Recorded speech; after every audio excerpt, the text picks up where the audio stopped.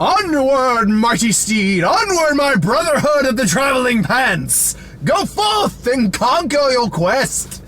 That was my girlfriend's joke, but that was Carrie's joke. The brotherhood of the traveling pants, because when you think about it, two brothers, and they have a pair of traveling pants with them. So, there you go. Onward, the newest Pixar film. Briefly saw the first trailer for this, and I liked it fine. Coming out of it, I can say this. It's not one of Pixar's best. It's certainly better than something like Cars or Planes. It's certainly better than something like that. Some of their earlier stuff, it's probably better than. It's a good movie. It's a very good movie. It's very, color-wise, the colors just pop. Animation, I'll admit, the animation's a little different than your normal Pixar movie. And what I mean by that is very, very round. Like apparently they're elves, not trolls, they're elves. We see trolls. Elves, the dragons, the manicore, like all the characters are very round design. There's no one is really angular. So I think that soft like animation kind of gives it a weird touch. But there's some gorgeous shots in this movie. Like the landscape is just beautiful to look at. And there's just a lot of stuff in the background that I'm sure if I saw it a second time I'd catch new things. But I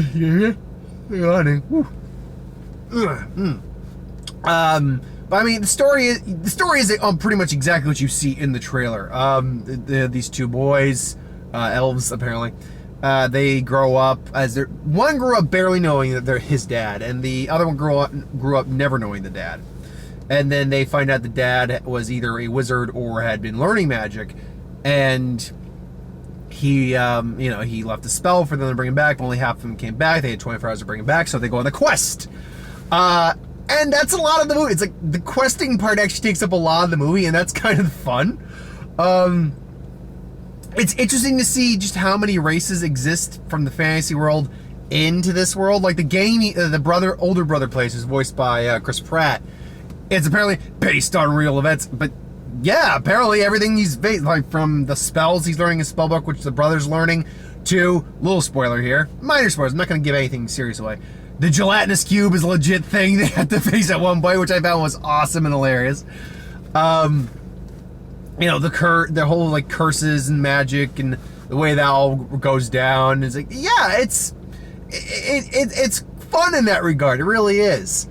I can't say I have any major complaints. No, like one of the big things I really like is the relationship, the sibling relationship. In fact, the whole family relationship in general, because the mom's in there too, and the mom's actually pretty badass in her own right. But it's these two brothers. One's basically like follows his gut and his instincts, is never afraid. Where the other one's afraid of everything and just trying to play it safe. And it's kind of about the younger one, Tom Holland's character, the one who's actually the wizard, coming into his own, and the other brother does have a story arc. I'm not going to spoil what that is. It does tie to the end though, which I'll say this, and I think one of the guys I like to watch brought it up, is that while this movie is good, it's a good movie throughout like the first 2/3. That final part at the end, I'm like, okay, that elevates a movie up a little bit more on the notch scale. It's not Coco levels like of, oh my god, hurting my heart out, it's so beautiful and sad. But it's like, yeah, that definitely hits you in the feels, especially if, and again, no real spoilers, if you're someone who, A, has just lost a parent in general, but B, lost a parent in your child, like really early on, like you barely knew them, you didn't get to say everything you wanted to say, so forth and so on. If you lost a parent, I've made no illusion, I've lost a parent. If you've lost a parent before, you know what that can do to someone and the regrets they can carry with that. And the way they handle that, I thought was really well handled. Like, I really appreciated that. Again, and that might be a little bias on my part as someone who has gone through the loss of a parent, but I can say as someone who has, I appreciate the way they handle that. Plus, it's just a fun movie. It not only does it got the heart, not only does it got the feels, it's a fun movie. There's definitely jokes that hit. I'll say this, I don't know if there's jokes that completely, that miss, but there's just stuff there I'm like, okay, I'm watching this, I'm enjoying myself, but I'm not, laughing out loud or anything like that. So there's definitely moments in the film that I don't know if they linger, but you're kind of just sitting there going, okay, that was fine. Moving on to something else. It's like, okay, this is better now. Yeah, there's a great scene. I will say this. I will spoil this one scene. I won't say exactly what happens, but there's a scene where they have to escape the police to continue the quest, and the older brother, who's basically his van is his steed called Guinevere, he's got to sacrifice it to save the day, to save their quest and to keep the quest going. And I'm not gonna say exactly how he does it, but it's like, oh man, you get the feels for this guy's like, he was like, you were a good car. He salutes and everything. Oh, it was great. Yeah, I mean, it's Pixar. Ever since about, Pixar obviously had the Toy Story movies. They had the Cars movies did well, but you could say they had some misses with the Cars films. But ever since we had Up, WALL-E, trying to think of some of the other ones. Coco. Inside Out. And I could probably name off more if I really thought on it harder. Ever since we started having those, they've just been rolling in. I think The Good Dinosaur is widely considered an okay movie. It's not a great movie, but it's an okay movie. They've just been cranking out. And this is another one that you can crank up to a really good film. I can tell you this, though. They got 2 films coming out, Pixar. And because we got a trailer for Soul. If Soul looks as good Soul's as good as I'm thinking it's going to be, just from the kind of look of the trailer and from the reaction of the audience members I had, because the audience wasn't packed, but I had enough people where I could hear some of them talking in the trailers, mentioning it's like, I'm literally going to be crying that entire time. I heard someone say, I'm like, yeah, given the subject matter, yeah, this looks like it could be a serious contender for Best Picture. Best Animated Picture, anyway. Best Picture, maybe. Right now, my Best Picture still is The Gentleman. Followed probably by Invisible Man. I like Sonic, but I'm not raving about Sonic or anything like that. It would be in my top 10 best, but that's because I don't know if I've even seen 10 films this year so far. Have I seen 10 films this year so far? Invisible Man, Sonic, Gentleman, Doolittle, Underwater, Onward. I know I've seen more than that. What else have I seen a comedy this year yet? Or an attempt at comedy this year? This is really bugging me. I feel like I've seen more than 6 films this year. Have I only seen that many, really? This is bugging the crap out of me. I'd have to check through my playlist again. It's like, what have I seen this year again? Yeah, that's kind of bugging the crap out of me. Anyway, so yeah, we had Soul as a trailer. One about David Copperfield, which, that's interesting. Starring Dave Patel. There's Hugh Laurie in there. Tilda Swinton's in there. So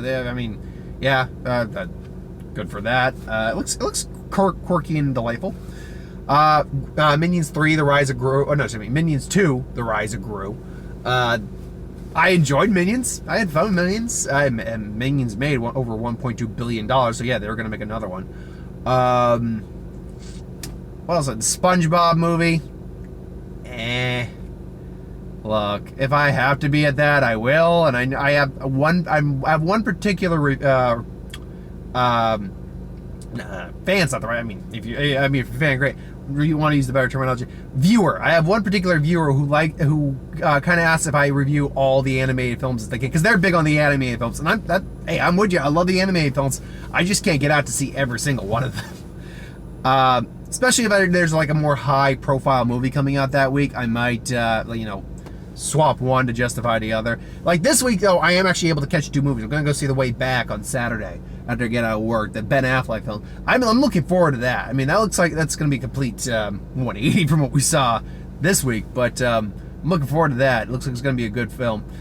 At least the last I checked, it's got like a 70%, 76%, but that's probably changed at this point. Maybe above, maybe below, so I'll have to check out for that. I'm still thinking on other movies I've seen this year. This is really bothering me. What else did I see this year? Doolittle, Underwater, Onward, Invisible Man, The Gentleman, and I'm now blanking on the sixth one that I know I saw. Sonic the Hedgehog. So Harley Quinn and the Birds of Prey. That was the other one. And I may have seen another one, but that was the one that was scratching at my brain I couldn't get. Like, I can remember the list of the movies that have actually come out right off the top of my head. Almost off the top of my head, because I always check the box office, because I do a box office video at the end of each week. So I always am looking at the videos, movies that came out that week. Crap. The Brahms, The Boy 2.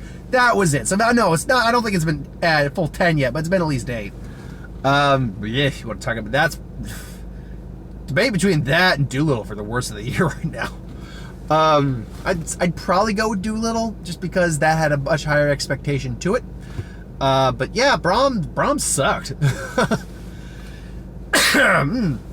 So yeah, I don't have much else to add on the movie itself. It's a good movie. It's got a great message in it. It's got fun action, good comedy, a lot of heart, a lot of laughs. So you'll have a good time with it. It's definitely a family film. This one's more of a family film than it's not a kids film. There's definitely some mature themes to it. Not like much like how does centaur and elf relations work, but we don't need to get into that, kids. That's something you could ask your parents. Mommy, I have questions. Yeah, so do I, honey. So step in line. Yeah, so besides the way back, that's hopefully going to be Saturday. I mean, as far as I can tell, I don't have anything that's going to detract from that. But hopefully that'll be Saturday. And then next week it's Bloodshot and something else. Something else is coming out along with Bloodshot. I can't remember exactly what, but Bloodshot's the big one for next week. Other than that, though, I did my What If. Finally got that out on a reasonable basis. Or a reasonable time. I have... Because my schedule's changed now, so I actually have to work Saturdays. So I'm going to try to get the What If out on Saturday, but if I don't, I'll bump it back up to Sunday again. But we'll see what happens. I want to try... I can normally do my videos on days that I work, but then Saturday, in this case, I'm actually seeing a movie, so we'll see what happens. Hopefully I'll get it out. It's just part 3 of Krillin Training with King Kai. And I got a Who Would Win tomorrow, so just keep your eyes out for that, and obviously a box office on Sunday. Till then, thank you for watching. I hope you enjoyed. Like, comment, share, and subscribe. As always, you want us to review something, put in the comments below. Let us know. We'll do a review of it at some point. And ideas for Who Would Win, Star Wars, Severe, Magic, What If, anything I do on the channel. Put that in the comments below. Let me know. I'll get to that at some point. Yeah. So I already gave you the list of what's coming out later this week. So thanks for watching. I hope you enjoyed, and I'll see you next time. Bye.